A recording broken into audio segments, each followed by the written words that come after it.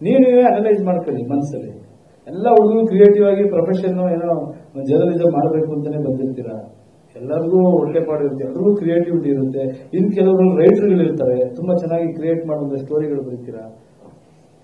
ಇದೆಲ್ಲ ಹೆಂಗಾಗ್ತಾ ಹೋಗುತ್ತೆ ಅಂದ್ರೆ ನೀವು ಒಬ್ರು ತಪ್ಪು ಅಂತ ಹೇಳಕ್ಕಾಗಲ್ಲ. As a system all of us are wrong. ಅದನ್ನ ಸರಿಪಡಿಸ್ಕೊಳ್ಳೋಣ ಅಂತ ನಾವು ತಪ್ಪಿದ್ದಾಗ ನಿಮ್ಗೆ ಹೇಳೋಕೆ ಎಲ್ಲ ಇದೆ, ಅಥವಾ ನಮಗೇನೋ ತೊಂದರೆ ಬಂದಾಗ ನೀವೆಲ್ಲ ಶೀಲ್ಡ್ ಆಗಿ ಇರ್ತೀರ, ನನಗೆ ಗೊತ್ತು.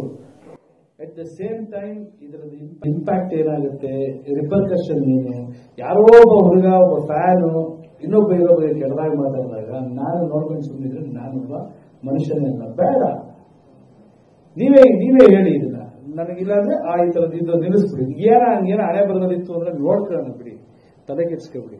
ನನಗಂತೂ ಒಂದಂತೂ ಕ್ಲಿಯರ್ ಇದೆ, ಅಷ್ಟು ಸುಲಭವಾಗಿ ನಾನು ಸಾಯ ಮಗನಲ್ಲ, ಅಷ್ಟು ಸುಲಭವಾಗಿ ಯಾರಿಗೂ ಬಿಡೋನಲ್ಲ. ತಲೆ ಕೆಡ್ಸ್ಕೊಬಿಡಿ, ಆರಾಮಾಗಿ ಇನ್ನೂ ಜೀವನದಲ್ಲಿ ಸಾಧಿಸೋದು ತುಂಬಾ ಇದೆ. ಬಟ್ ಒಂದ್ ಸಣ್ಣ ರಿಕ್ವೆಸ್ಟ್ ನಿಮ್ಮೆಲ್ಲರಿಗೂ, ಆ ಬಲ್ಲ ಮೂಲಗಳನ್ನ ಒಂದ್ಸಲ ನನ್ನ ಮುಂದೆ ಕರೆಗೊಂಡು ನಿಲ್ಲಿಸ್ಬಿಡಿ. ಆ ಬಲ್ಲ ಮೂಲಗಳಿಗೆ ಏನೇನು ಕಟ್ ಮಾಡಿದ್ರು ಕಟ್ ಮಾಡೋಣ ಅಂದ್ರೆ ಅದೇ ನನ್ನ ರಿಕ್ವೆಸ್ಟ್ ಇಷ್ಟೇ. ನನಗೆ ಈಗ ನಿಮ್ಗಳಿಗಿರೋ ಎಕ್ಸ್ಪೀರಿಯನ್ಸ್ ನನಗಿಲ್ಲ. ನಿಮ್ದೇನಾಗುತ್ತೆ, ಡೈಲಿ ಇದನ್ನ ನೋಡ್ತಾ ಇರ್ತೀರಾ ಎಲ್ಲ ಸ್ನೇಹಿತರು. ನನಗೊಂದು ಗೈಡ್ ಮಾಡಿ. ಈಗ ಒಬ್ಬ ನಟರು ಅಂತ ಬಂದಾಗ ನಾನು ಏನು ಕ್ವೆಶ್ಚನ್ ಮಾಡೋಕ್ಕಾಗಲ್ಲ. ನಾನು ಲೈಫಲ್ಲಿ ಒಬ್ಬ ನಟರು ಅಂತ ತುಂಬಾ ವಿಷಯ ಬಂದು ನಾನು ತಲೆ ಕೆಡಿಸ್ಕೊಳ್ಳೋದು ನಾನಲ್ಲ ಅಂತ ನಾನು ಸುಮ್ಮನೆ ಇರ್ತೀನಿ. ಬಟ್ ಎಷ್ಟು ಅಂತ ಬಂದಾಗ ನಾನು ಕೇಳಲೇಬೇಕು. ಈಗ ಪೊಲೀಸರು ಕೇಳಿದ್ರೆ ಇಲ್ಲ ಸರ್ ಆ ಥರ ನಮ್ಮ ಕಡೆ ಯಾವ್ದು ಅಫಿಷಿಯಲ್ ಬಂದೇ ಇಲ್ಲ, ಮಾಧ್ಯಮಗಳು ತೋರಿಸ್ತಾ ಇದ್ದಾರೆ, ಅವ್ರು ಮಾಡ್ಕೊಂಡ್ರೆ ನಾವೇನ್ ಮಾಡೋಣ ಅಂತ ಅವ್ರು ಹೇಳ್ತಾರೆ. ಈಗ ನೀವು ಕೇಳಿದ್ರೆ ಇಲ್ಲ ಸರ್ ಈ ತರ ಬಂದಿದೆಯಂತೆ ಅಂತ ಸುದ್ದಿಗಳಿದೆ ಅಂತೀರಾ. ಇದಕ್ಕೆ ಸೊಲ್ಯೂಷನ್ ಏನು ಅಂತ ನಾನು ಕೇಳ್ತಾ ಇರೋದು. ಅಲ್ಲ ಯಶ್ ಅಂತ ನಾವು ಮತ್ತೆ ಹಾಕಿದ್ರೆ ತಪ್ಪಾಗುತ್ತೆ. ನಾನೇನಾದ್ರು ಕ್ರಮ ತಗೊಳ್ಳೇಬೇಕಲ್ಲ. ಈಗ ಫಸ್ಟ್ ಐ ಥಿಂಕ್ ನಾನು ಲಾಸ್ಟ್ ಟೈಮ್ ಏನ್ ಮಾಡಿದ್ದೆ, ಯಾವಾಗ ನನ್ನ ಗಾಡಿಗಿದ್ದಾರೆ ಕಂಪ್ಲೇಂಟ್ ಕೊಟ್ಟಿದ್ದಾರೆ, ಆದ್ಮೇಲೆ 2 ಸಲ ಬಂತು ಯಶ್ ಅವ್ರಿಗೆ ಹಿಂಗಂತ ಹಂಗೆ ನಾನು ಯಾವತ್ತೂ ರೆಸ್ಪಾಂಡ್ ಮಾಡಿಲ್ಲ. ಬಿಕಾಸ್ ನನಗೆ ಇರಲೆವೆಂಟ್ ವಿಷಯ.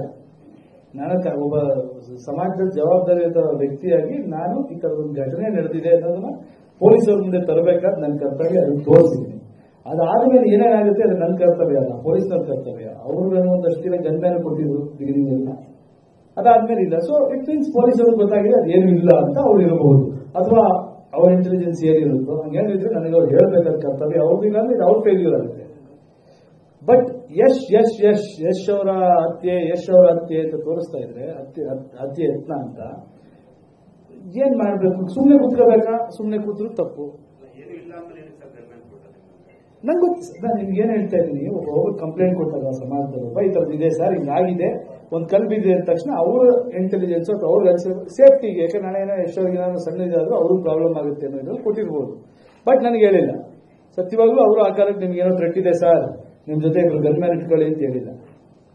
ಏನು ಇನ್ವೆಸ್ಟಿಗೇಷನ್ ಮಾಡ್ತೀವಿ ಸರ್, ಹಂಗೇನಾದ್ರು ನಾವು ಹೇಳ್ತೀವಿ ಸರ್ ಅಂತ ಹೇಳಿದ್ರು ಅಷ್ಟೇ. ಸೊ ಈಗಲೂ ನಾನು ಅದನ್ನೇ ಹೇಳ್ತಾ ಇದ್ದೀನಿ, ಓಕೆ ಬಿಡೋಣ 3 ವರ್ಷ ಆಗ್ತಾ ಬಂತು. 3 ವರ್ಷ ಆಗಿ 3ನೇ ಸಲ ಬಂದಾಗ ಏನ್ ಮಾಡ್ಬೇಕು, ನೀವೆಲ್ಲ ಗೈಡ್ ಮಾಡಿ ಅಂತ ಕೇಳಕ್ ಬಂದಿದ್ದು ನೋಡ್ತು. ಜಗಳ ಮಾಡಕ್ಕೂ ಬಂದಿರಲ್ಲ, ನನ್ನ ತಲೆಗೆಲ್ಲ ಹೊಡಿದ್ರು ನಿಮಗೆ.